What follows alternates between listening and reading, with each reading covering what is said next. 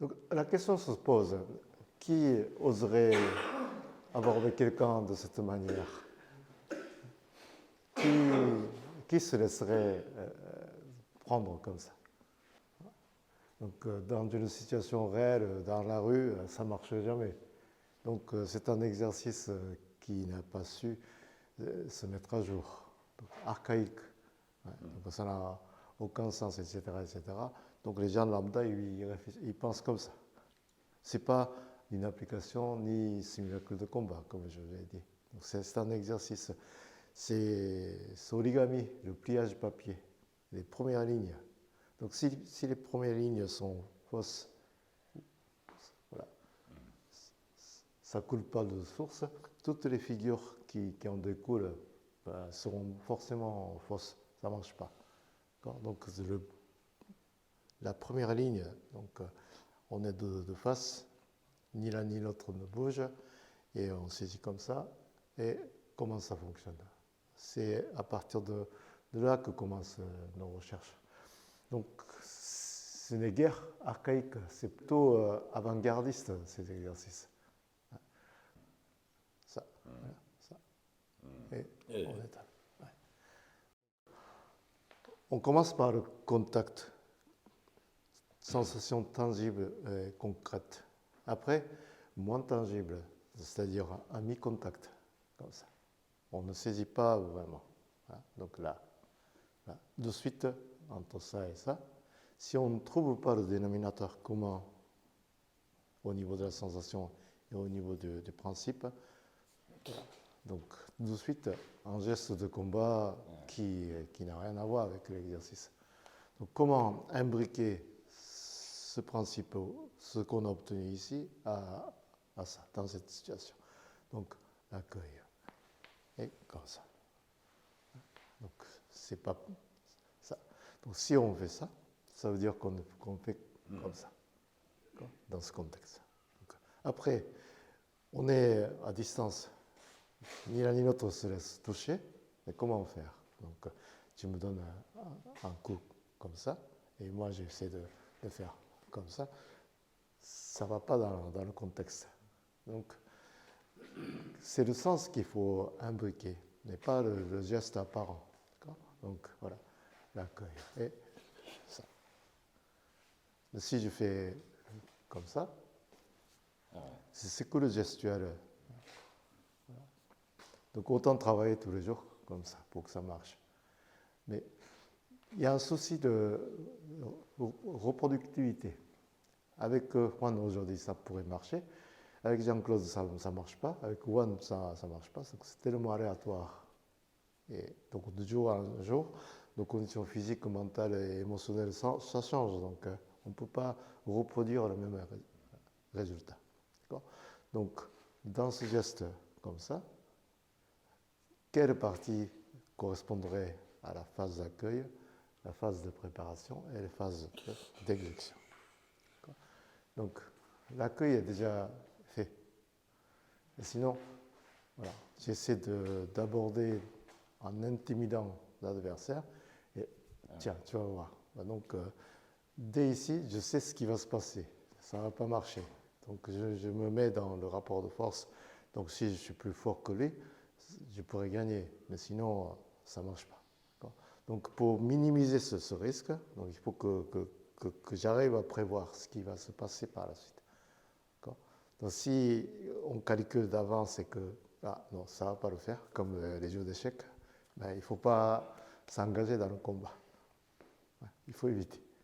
Et si on est sûr de pouvoir gagner, ce n'est pas la peine de s'engager dans le combat. Si on ne sait pas, ça pourrait marcher comme ça pourrait ne pas marcher, ben là, ça vaut le coup de tenter. Ouais, voilà. Mais si on ne peut pas faire autrement, voilà, donc on est dans une situation critique et on n'a pas de moyen de s'en sortir. Que faire? C'est comme ça que commencent les études d'arts martiaux. À ce stade, ben, il faut calmer la fougue. Ouais, ça. Il faut observer calmement ce qui se passe. La cohérence qu'il faut chercher. Et là, la position change. Forcément, les paramètres doivent changer.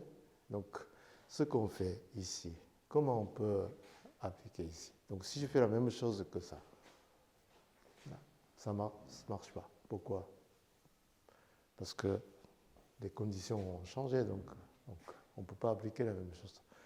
Donc, en rapport avec le changement qu'il y a eu ici, là aussi, il faut changer. Okay? Comme ça. Et c'est comme ça qu'on arrive à commencer à partir de là, petit à petit, séparer, puis on se trouve là. D'habitude, on commence à partir de là, comment rentrer dedans, porter le coup et achever. Mais ce qu'on fait ici, c'est l'inverse.